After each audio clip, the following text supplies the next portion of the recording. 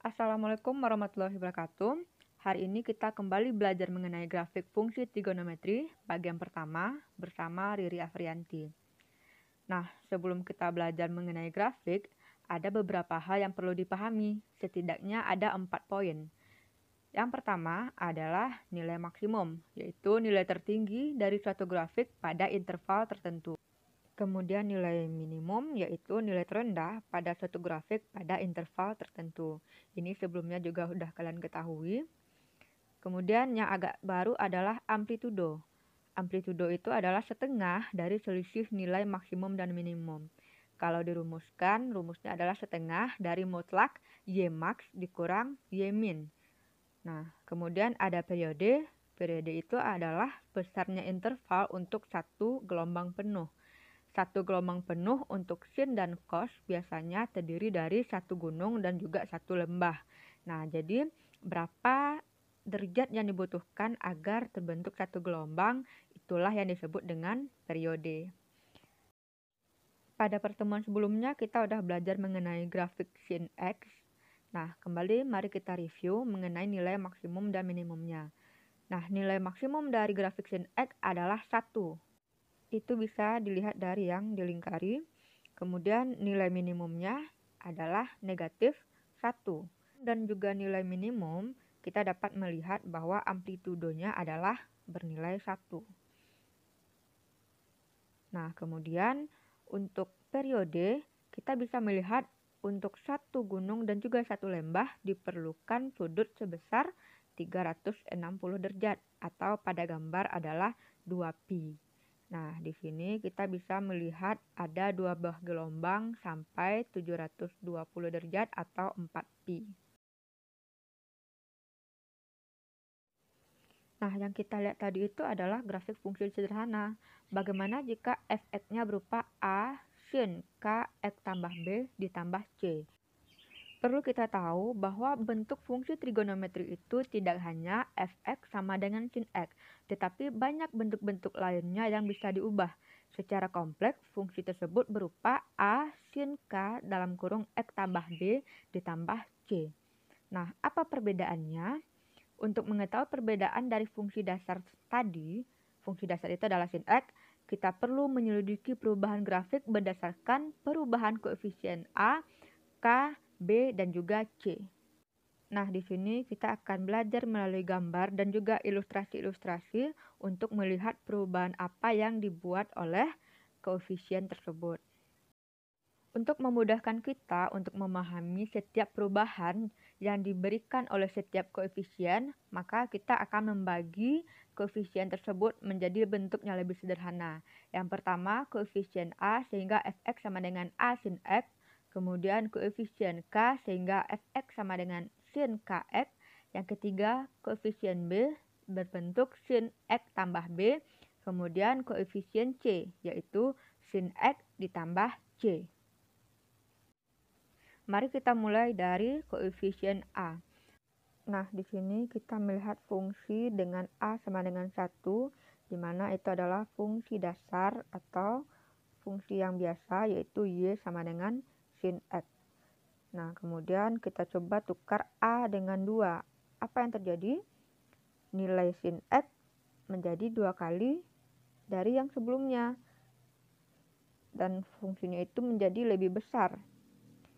Nah, di sini bisa kita lihat ketika tadi nilainya adalah 1, sekarang nilainya menjadi 2. Nah, yang tadi nilai sin 30 adalah setengah, sekarang menjadi 1.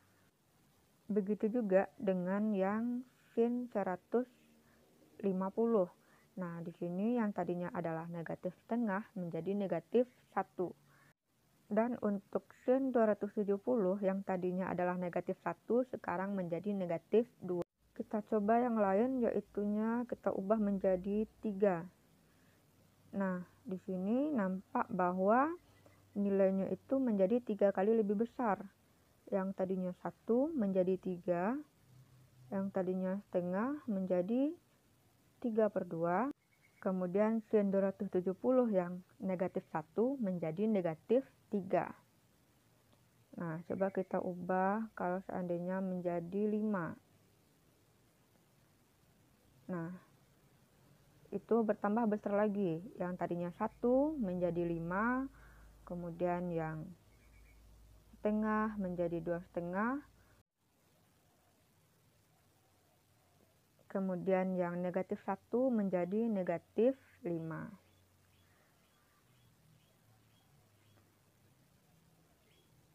Nah, coba kita ubah A-nya menjadi bilangan negatif, yaitu negatif 1. Bisa kita lihat bahwa yang bernilai 1 menjadi bernilai negatif 1. Kemudian yang nilainya setengah menjadi negatif setengah. Kemudian yang nilainya negatif 1 berbalik menjadi positif 1. Jadi kalau A-nya negatif, dia terbalik. Nah, sekarang kita beralih ke perubahan koefisien K, berarti itu berupa sin Kx. Sekarang K-nya adalah 1, berarti fungsinya adalah Y sama dengan sin X. Coba kita ubah dengan K menjadi 2, sehingga menjadi sin 2X. Ternyata dari 0 sampai 360 terdapat 2 buah gelombang. Nampak bahwa ada 2 gunung dan juga 2 lembah. Nah, berarti di sini periodenya adalah 180. Kita coba dengan K sama dengan 3, berarti dari 0 sampai 360 terdapat 3 buah gelombang, di mana masing-masing gelombang memiliki periode 120. Jadi kalau sin 3X itu jadinya ada 3 gelombang dari 0 sampai 360. Berarti K itu menunjukkan berapa banyaknya gelombang. Nah, coba kalau seandainya setengah. Nah, tampak bahwa dari 0 sampai 360 hanya ada 1 gunung. Berarti itu hanya setengah dari suatu gelombang grafik trigonometri. Nah, berarti rumusnya adalah Y sama dengan sin setengah X, hanya terdapat setengah gelombang. Nah, sekarang kita beralih ke perubahan koefisien B, sehingga jadinya sin X tambah B. Nilai B itu bisa jadi positif, bisa jadi negatif.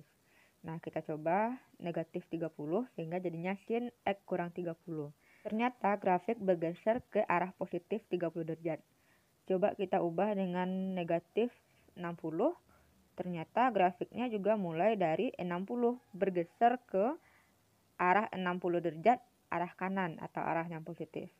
Nah, kalau seandainya yang positif kita ambil yaitu 45, ternyata dia itu bergeser sejauh 45 ke arah kiri.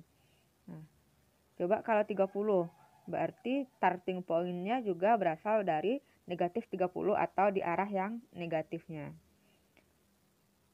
Nah, yang 60 juga begitu. Grafiknya bergeser ke arah kiri ataupun arah negatif sejauh 60 derajat. Nah, sekarang kita beralih ke koefisien C, sehingga Fx sama dengan sin X ditambah C. Nah, pertama kita gambar dulu grafik sin X, grafik dasar. Bentuknya seperti biasa, nilai-nilainya juga masih seperti biasa. Nah, kita ubah jadi Y sama dengan sin X ditambah 1.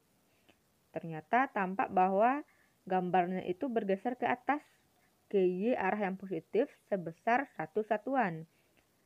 Nah, bagaimana kalau seandainya Y sama dengan sin X ditambah 3? Nah, ternyata bertambah ke atas lagi sejauh 3. Dari 0 awalnya menjadi 3, dari yang 1 menjadi 4, dan begitu seterusnya.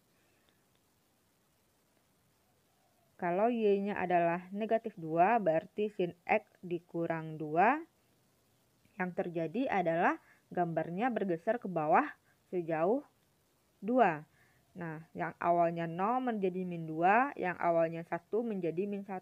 Berarti dia bergesernya ke bawah. Nah, lumayan banyak ya koefisien yang harus kita lihat. Nah, bagaimana kalau seandainya kita simpulkan dulu per koefisien. Pertama dari koefisien A, yaitu Fx sama dengan A sin X. Kita lihat contohnya Fx sama dengan 3 sin X. Tampak bahwa koefisien A-nya adalah 3, nilai maksimumnya adalah 3, dan juga nilai minimumnya adalah negatif 3. Kemudian amplitudonya adalah 3. Nah, contoh yang kedua, fx sama dengan min 2 sin x. Dari gambar kita bisa lihat bahwa grafiknya terbalik ke bawah. Koefisien A-nya adalah negatif 2, nilai maksimumnya adalah 2, nilai minimumnya adalah negatif 2. Sehingga amplitudonya adalah 2. Amplitudo itu nilainya selalu positif. Kesimpulannya adalah koefisien A itu berpengaruh terhadap nilai trigonometri. Dan amplitudo itu berhubungan dengan koefisien A, yaitunya mutlak A. Nilai amplitudo itu selalu positif.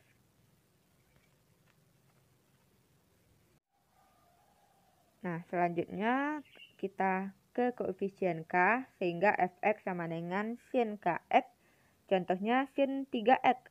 Nah, dari gambar kita bisa lihat bahwa ada 3 gelombang dengan koefisien K-nya adalah 3. Nah, berarti untuk periodenya itu adalah 120. Dapatnya dari mana? Dapatnya adalah dari 360 dibagi 3. Kemudian kalau fx sama dengan sin 2x, tampak bahwa ada 2 buah gelombang dengan koefisien K sama dengan 2. Nah, dan periodenya itu adalah 180 karena 360 dibagi 2. Nah, bisa kita simpulkan bahwa koefisien K itu berpengaruh terhadap banyaknya gelombang dan berapa nilai periode. Nah, periode itu bisa kita dapat dari P sama dengan 360 dibagi K. Sesuai dengan contoh, untuk K sama dengan 3, periodenya adalah 120. Untuk K sama dengan 2, periodenya 180. Jadi itu tinggal dibagi saja dengan K. Lanjut ke koefisien B, yaitu fx sama dengan sin x tambah b. Nilai b itu bisa positif ataupun negatif. Kita coba dengan sin x kurang 60. Tampak bahwa grafiknya itu mulai dari sudut 60.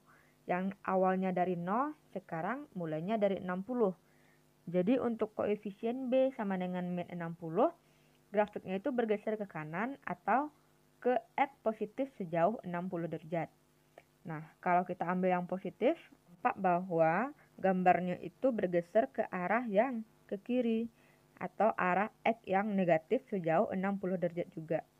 Nah, jadi ternyata koefisien B itu berhubungan dengan pergeseran grafik sepanjang sumbu X, baik itu ke kiri ataupun ke kanan. Jika B-nya negatif, maka bergesernya ke arah X yang positif atau arah kanan.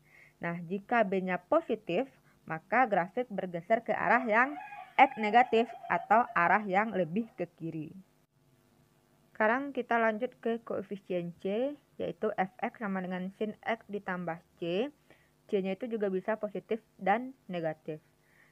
Nah, contohnya fx sama dengan sin x ditambah 1.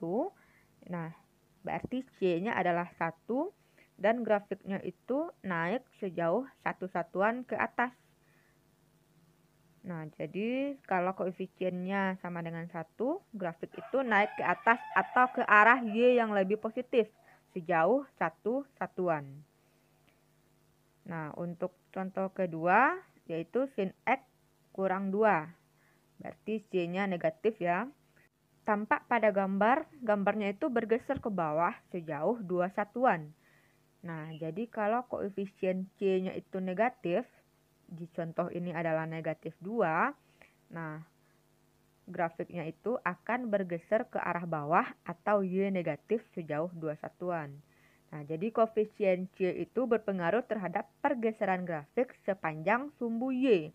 Jika C positif, maka grafik bergeser ke arah Y yang positif atau ke atas. Jika C-nya negatif, maka grafik bergeser ke arah yang negatif atau ke bawah. Nah, itu satu persatu perubahannya. Bagaimana kalau seluruhnya berubah?